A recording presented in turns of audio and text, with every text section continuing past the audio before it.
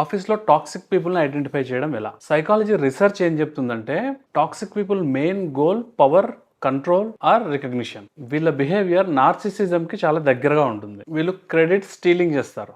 అంటే మీ ఐడియాని వాళ్ళ ఐడియా లాగా చెప్పుకుంటారు. ఐ సజెస్టెడ్ దిస్ అప్రోచ్ అని స్టార్ట్ చేస్తారు. బ్లేమ్ షిఫ్టింగ్ చేస్తారు. మిస్టేక్ చేస్తే రెస్పాన్సిబిలిటీ తను తీసుకోకుండా అవాయిడ్ చేసి అవతల వాళ్ళని బ్లేమ్ చేయడానికి ట్రై చేస్తారు. పాలిటిక్స్, వీళ్ళు వర్క్ అంటే ఇంపార్టెన్స్ పవర్ఫుల్ పీపుల్ అలయన్స్కి ఇస్తారు.